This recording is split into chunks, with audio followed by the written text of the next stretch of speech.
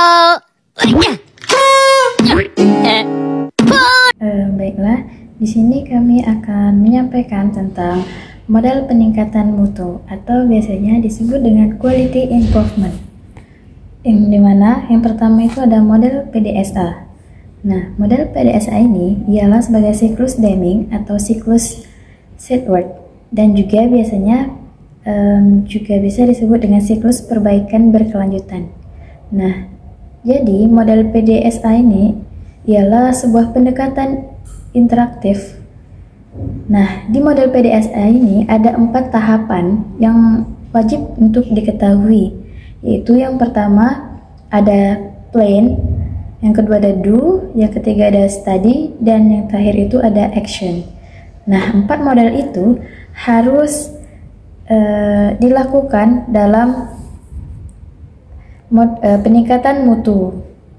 Nah, kan yang pertama tadi dalam 4 tahapan ada yang namanya plan atau perencanaan. Nah, ini adalah tahap awal atau karena perencanaan ini adalah sebagai pondasi terkuat dari suatu kegiatan. Yang kedua itu ada do. Do ini adalah pelaksanaan. Pada tahap ini, setelah direncanakan, maka dilakukanlah pelaksanaan. Tujuannya apa? Tujuannya itu untuk menguji perubahan dalam lingkungan yang terkontrol sebelumnya, yang telah diterapkan secara lebih luas.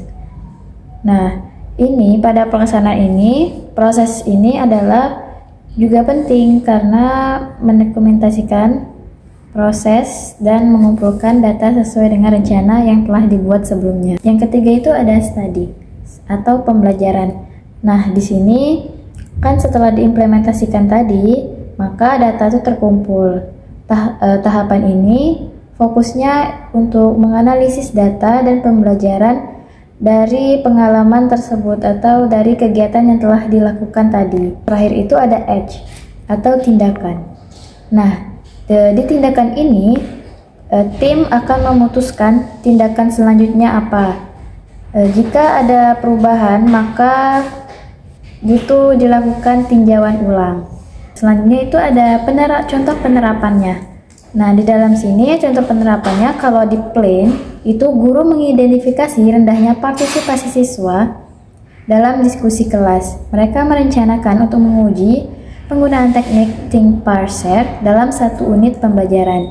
Yang kedua itu ada do. Do itu guru menerapkan teknik think parser dalam beberapa sesi pembelajaran dan mengamati partisipasi siswa. Selanjutnya itu ada study. Kalau contohnya dari study itu, guru itu menganalisis data nantinya dan umpan balik ke siswa, memberikan umpan balik ke siswa. Terakhir itu ada act atau tindakan. Nah, ini contohnya kalau di sini itu seperti misalnya sekolah dapat dorongan dari guru lain untuk mengadopsi terkait think parser dalam pembelajaran mereka. Selanjutnya itu ada materi tentang Six Sigma. Nah, Six Sigma ini itu sendiri ialah sebuah metodologi dan seperangkat alat yang berfokus pada peningkatan kualitas dengan cara mengidentifikasi dan menghilangkan cacat atau defect. Selanjutnya itu dalam Six Sigma juga memiliki prinsip utama yang penting untuk kita ketahui. Yang pertama itu kita harus fokus pada pelanggan. Mengapa? Karena pelanggan itu penting di dalam peningkatan mutu. Yang kedua itu pengambilan keputusan berbasis data dan fakta. Kita harus sesuai dengan data dan fakta. Yang ketiga itu fokus pada proses. Yang keempat, manajemen proaktif.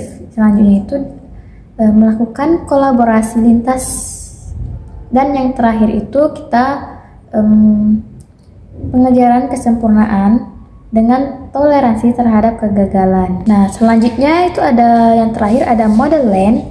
Model land ini adalah sebuah filosofi manajemen dan seperangkat prinsip serta teknik yang berfokus pada penciptaan nilai maksimal bagi pelanggan atau pemangku kepentingan dengan meminimalkan pemborosan atau wasting. Nah, di dalam model land ini itu ada 8 jenis pemborosan. Nah, ini perlu dihilangkan. Mengapa? Karena meminimalisir terjadinya pemborosan.